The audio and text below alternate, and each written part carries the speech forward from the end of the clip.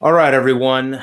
I'm Prometheus the Prophet, and right now I'm going to be discussing what just happened with Alex Jones. Apparently, Apple, Facebook, YouTube, and what isn't mentioned in this article, Spotify, decided to remove Alex Jones's InfoWars content from their platforms. They pretty much did it within the same day as each other. And I'm actually very nervous that this creates a horrible precedent. I think that a lot of YouTubers should now really start to take a look at whether YouTube is even a valuable platform anymore. Now, there are other platforms like Steemit, BitChute, and social media platforms like Minds and Gab, but they have nowhere the same reach as platforms like Facebook and YouTube and Twitter. So this is something that affects me personally because I believe in free speech. Now, Alex Jones is probably not the best example of someone that has used great speech.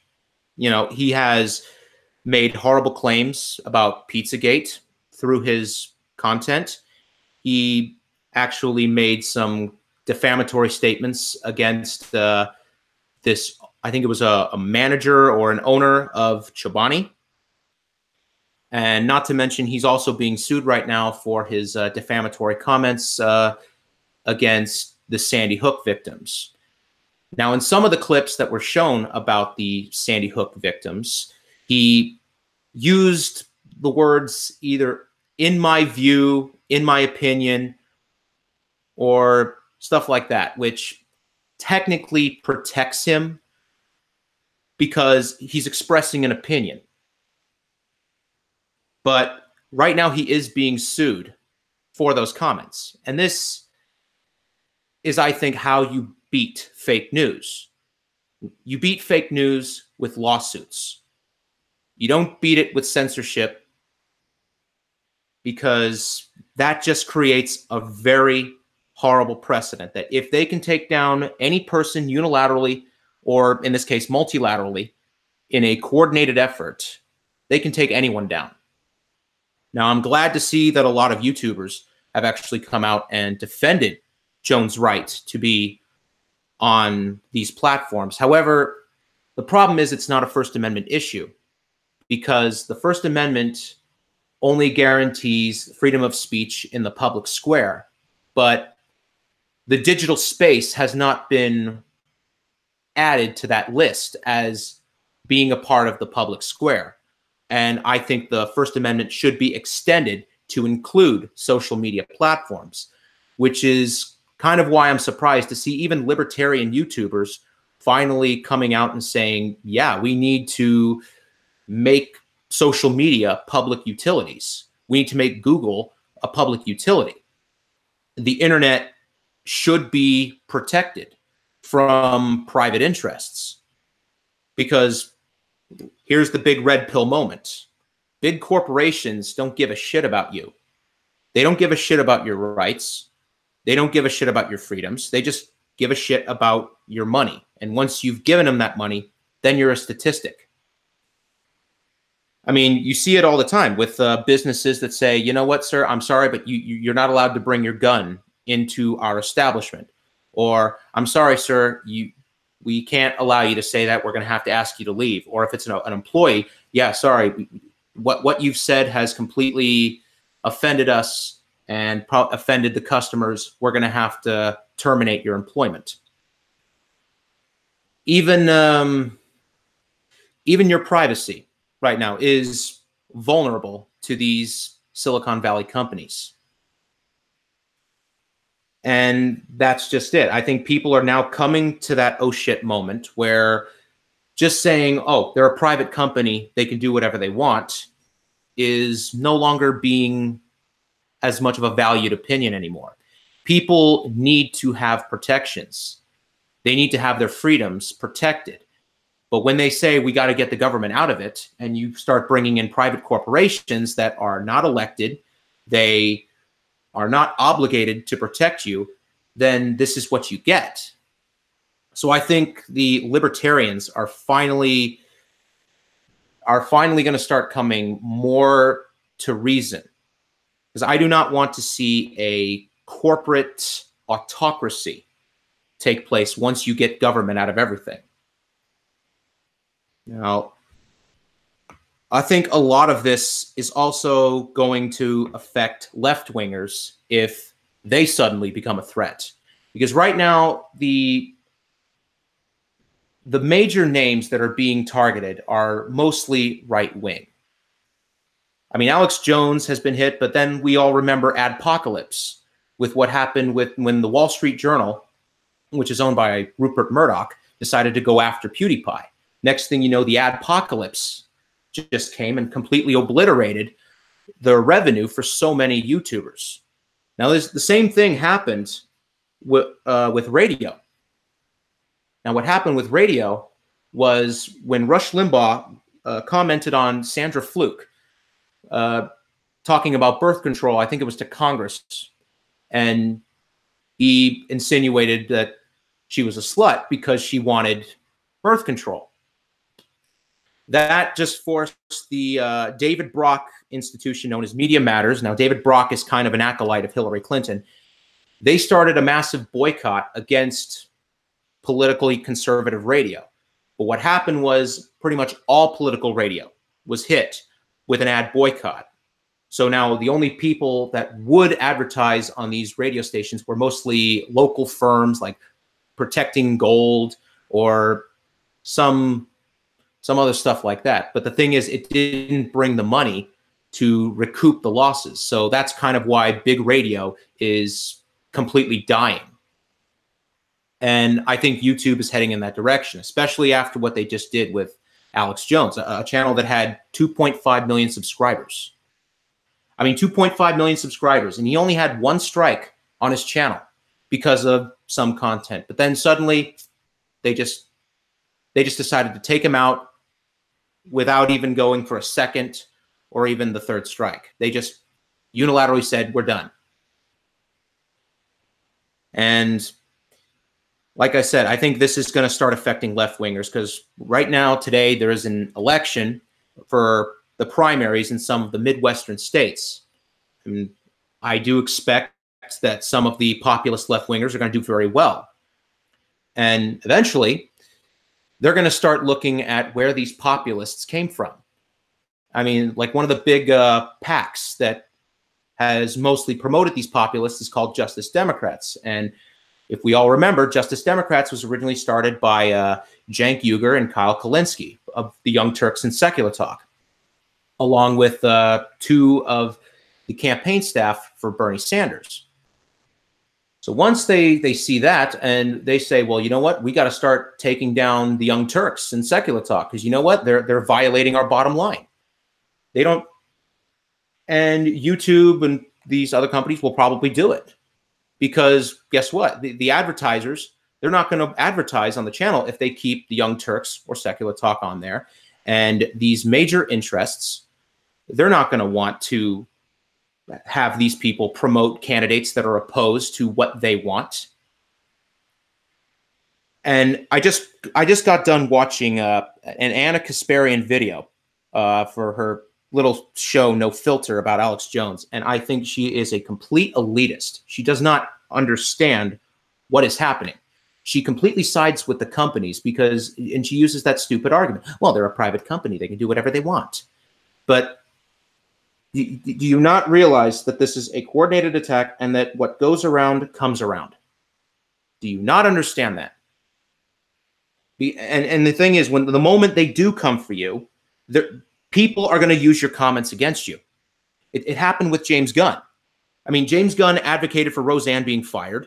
And guess what? James Gunn suddenly got targeted by Mike Cernovich and Jack Posobiec over some stupid pedophilia tweets or pedophilia comments and jokes that he made years ago.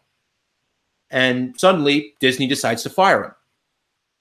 Now, ironically, Disney is also the parent company of ABC, which fired Roseanne. So it's a very strange sense of irony. But the thing is, we have right-wingers now attacking left-wingers for saying, well, oh, you know what? You supported the firing of Roseanne, but you're going to defend James Gunn. Well, okay, well, then the argument can be flipped on you. Well, you supported Roseanne, but now you support the firing of James Gunn. So hypocrisy goes both ways. And that's the problem. We are now experiencing this cultural tribal war that is literally removing people from the principles that we hold dear to us. This platform, YouTube, and all these other platforms are about our speech, things we can say. We should be able to say what we want as long as it's not defamatory or threatening violence, whatever, and the other stuff.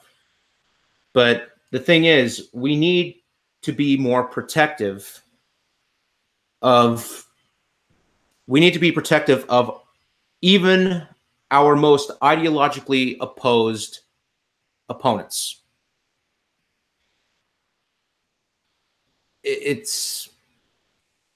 I feel like there's few people that see what I see right now, because even Sargon of Akkad, I mean, he tries to paint the people doing it as progressives, but no. See, they're just a bunch of fake liberals that are pretending to be these progressives. Now, I'm not a progressive. The one big criticism I have of progressives is that they don't know where progressivism ends and socialism begins. But the thing is, they think that progressives are doing this, but it's not. It's just a bunch of frickin' fake liberals that are just connected to corporate interests. That is exactly what is going on. And I think it's going to flip because, sorry, I'm pacing myself a little bit. When it came to like Tree of Logic, she was a far right-wing YouTuber. One that I actually liked because she actually called out her own side. I mean, I loved watching her takedown of Candace Owens. But she got taken off of Twitter because she called David Duke a racist grandpa. And the thing is, she was responding to David Duke putting a meme of that looked like it was anti-Semitic or making fun of her defense of Israel. And Twitter didn't bother to take down David Duke. They just took down Tree of Logic. So that kind of tells me something. That tells me that there is some approved group of people that would be considered racists. People like Richard Spencer, who still has a platform on Twitter. Then there's David Duke, and there's probably some other people.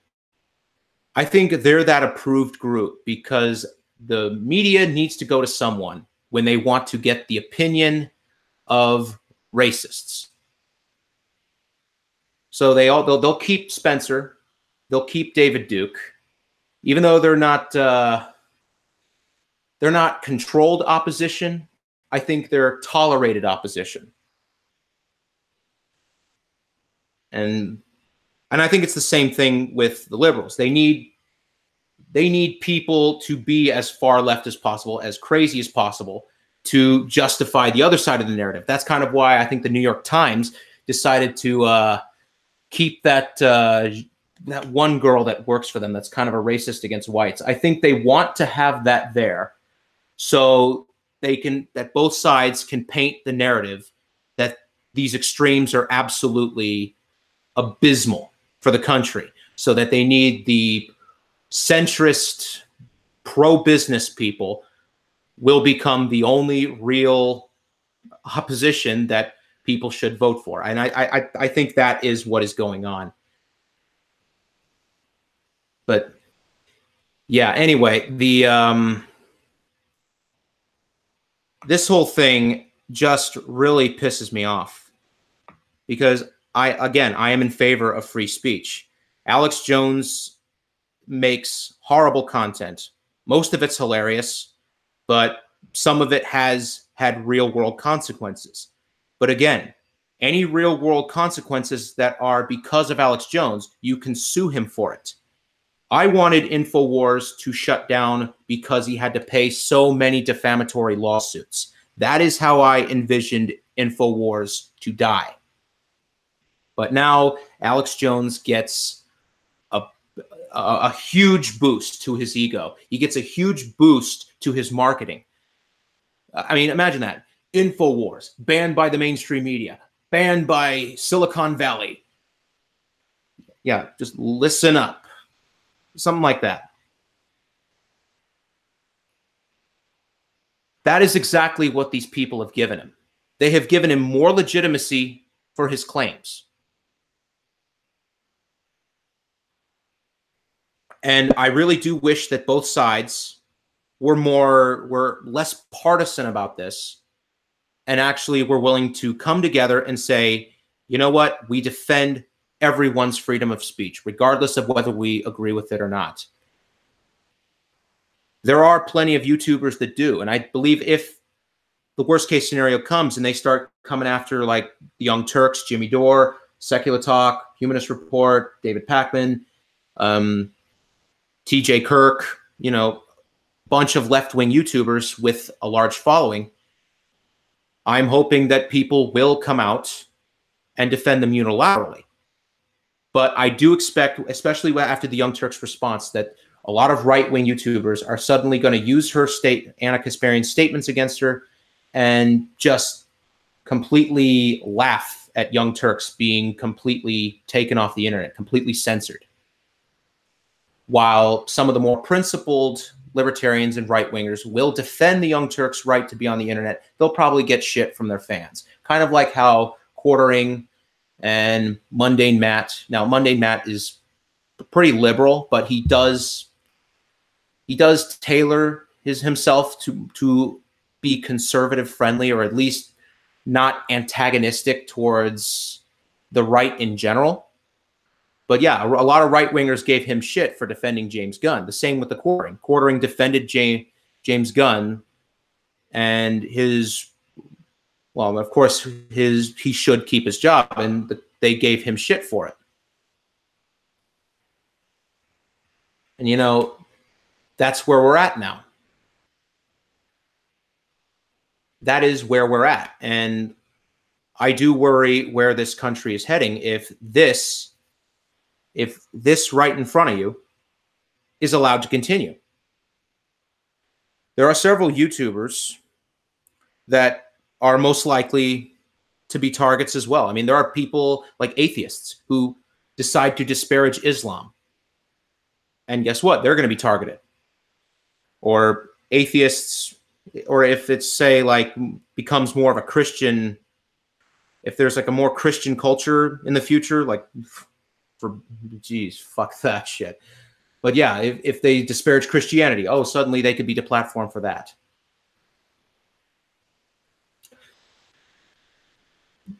I mean, I really don't write scripts for this, so this is just me winging it. So I really hope that everyone is staying on and really bearing with me here. So that's really all I pretty much have to say about it. I just really hope that we can all get past this, that we can all get past these political divides and really understand that it is both sides that are going to be affected. It is both sides, the populist left and the populist right, that are going to be affected by the status quo. The status quo is going to come for you because there's big money involved. There's big money involved, and there's big money lost if they lose. So, you know what? I'm going to end it here. I'm Prometheus the Prophet, signing off.